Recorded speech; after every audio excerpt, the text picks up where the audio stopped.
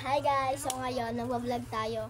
Dahil may award tong kapatid ko, binigyan siya ng tita ko. Shout out kay Tita Ilin. Sa lahat ng tita ko. Kasi Sa lahat tita ko. sa lahat. Lahat ng tita, shout out. Sa lahat kong tita. Thank you. Ikaw mag-thank you. Mag-thank you ka. Thank you. Ikaw mag-thank you. Hindi naman ako binigyan. Tita Ilin. And ito, may binigyan din siya ng ganito. 3K, ay 300. Binigyan niya kami ni Shane ng 100 kaya naging box na tayo na binigay sa kanya. Ito siya guys. Ibang bansa siya guys, hindi namin mabasa. And Pati tita Ibi. Tita Ibi mo. si Mar muna. Tita. Sino gusto mo first? Pati kay Tita Bilen, pati kay Tita Ibi.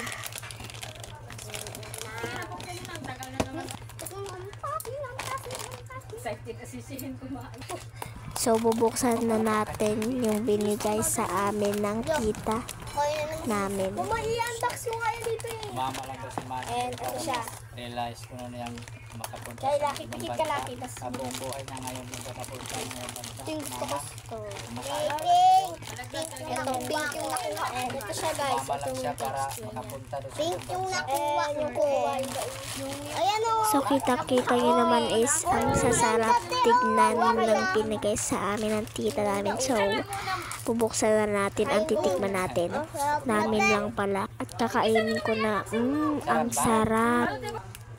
At hihilain natin at papakita ko sa inyo yung texture niya kung gaano siya kalambot.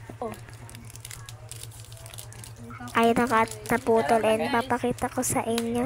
And kinain ko na siya guys and ang sobrang sarap niya talaga guys.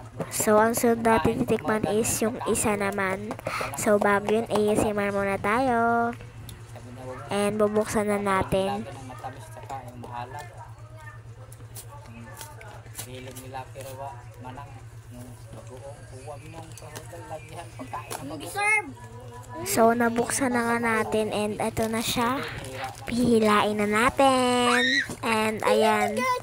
Tingnan nyo guys. Parang ganun pa rin siya pero iba yung texture niya kaysa sa doon. So bubuksan na natin para matikman natin kung masarap ba ito.